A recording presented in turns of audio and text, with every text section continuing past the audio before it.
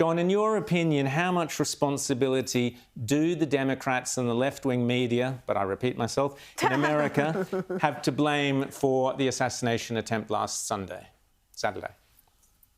Well, you know, Rowan, in a way, it's surprising it didn't happen sooner. I mean, they have been denouncing Trump for 8 years now as a would-be fascist dictator, as a threat to the republic. They say if he wins the next election, the republic is over. We'll never have another election, you know. And so it's kind of amazing that before now, some more or less disturbed person hasn't acted on that impetus to try to take Trump out. I think it's a very reasonable assumption that when this young guy, obviously unbalanced to whatever degree, although apparently that was never really noticed before now, I think it's a reasonable assumption that when he kept hearing all this stuff about how terrible Donald Trump is, that has something to do with the fact that he wants to assassinate him. James. But, you know, following up on that, John, there's so much evidence now that the Secret Service really failed in its duty. We were speaking a little before on the show about how the Trump team had asked for more protection. This had been repeatedly denied. But then you go back 2 weeks ago even, and Alejandro Mayorkas, the head of the Homeland Security Department, denied that even these requests had been coming in from the Trump team. So what are we to make of this incompetence? It is almost hard not to think that they were being deliberately incompetent or just simply not caring because it was Trump. Well, I don't know, James. I don't know. I don't think it was deliberate, but I mean, it was grossly incompetent. They have a meeting a week or 10 days before every event like this, you know, the Secret Service and local law enforcement. Most of the people are local law enforcement, and they scope out what are the risks, you know, what are the hazards. Number one on that list is these buildings over here with a clear line of sight to the stage, only 100 yards or 150 yards away. That would have been risk number one. And the fact that this guy was able to approach probably the rearmost of this series of, I think, 3 buildings, you know, climb up a ladder, whatever he did to get to the top with a rifle. I mean, and he was not stopped by law enforcement. They obviously needed to guard those buildings. This is not a high-tech kind of thing. This is a grotesque failure of security at the most elementary level. Rita. And I'm worried about the blue anon problem across America, this unhinged, growing leftist segment of the Democrats that just believe in the craziest conspiracy theories, whether it's Russian collusion. And now we've got a poll saying 34% of registered Democrats believe Trump staged his own assassination attempt, that he somehow miraculously turned his head that last millisecond, so the bullet, grazed his ear rather than go straight into his head. They believe this, and that is not a healthy society, John. Rita, you see this in poll after poll about all kinds of things, whether it's the Russia collusion hoax or all kinds of other things. Most Democrats will believe the craziest things you can imagine. And I'm not sure if they're telling the truth or lying to the pollster. I don't know.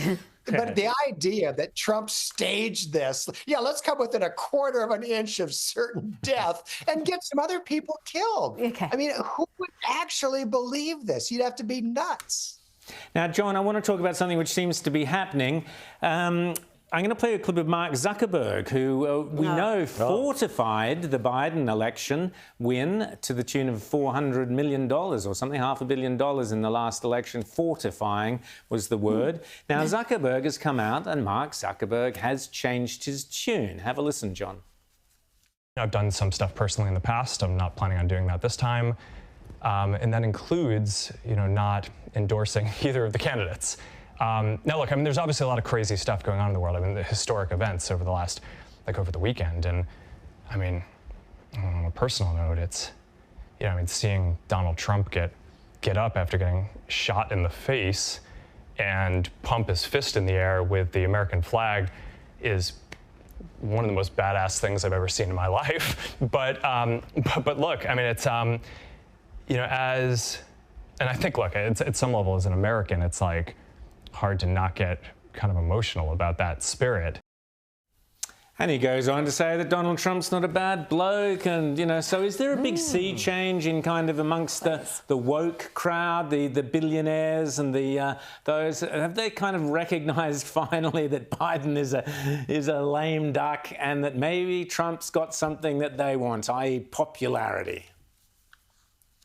I don't know, Rowan. I mean, a lot of people are saying the same thing that Zuckerberg said there. I mean, how can you not respect a guy who gets shot? He gets up, he pumps his fist, fight, fight, fight. I mean, many millions of Americans respect that, whether they're Trump voters or not. But what we're seeing on the Democrat side, it's not so much that people are being converted and saying, well, I was wrong to support Joe Biden in the past. It's not that. It's they're saying Joe Biden can't win because he's hopelessly senile. So we have to substitute someone else to be able to beat Donald Trump. And so I think a few people have shifted their views after last weekend, but probably not all that many.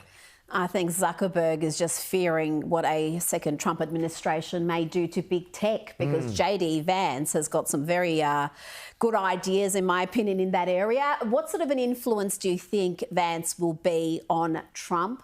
And he was a former never Trumper back in 2015, 2016. He has been very sound as a senator. What else can you tell us about him? Well, Vance is an interesting character. You know, he became famous for writing this book, Hillbilly Elegy, and then he ran for the Senate. He served less than 2 years in the Senate, so he doesn't really have much of a track record. And in a pretty short time that he's been in the public view, his opinions have changed a lot. You know, he was a never Trumper back in 2016. Now he's the vice presidential nominee. So I think to a great degree, J.D. Vance is an unknown quantity, and I think it remains to be seen where exactly his influence is going to go. One thing we know, he's a very smart guy, and he's a very conservative guy. And just quickly, Biden, what do you think is going to happen? Are we going to see him stepping down, pushed out, dynamited out in the next 24 hours? What's happening? Rowan, we're kind of a death watch here in America. You know, everybody's waiting for what most people think is inevitable. Biden, you know, all the pressure on him from the entire Democratic Party. But the interesting thing here, Rowan, is they don't have a good way to force him out. That's why we're seeing the public campaign to force him out, because they don't have a way to do it behind the scenes. I think it's really interesting. Wow. I think at the end of the day, probably he pulls out, but I don't think it's 100%. They've got to persuade him. More important, maybe they got to persuade Jill.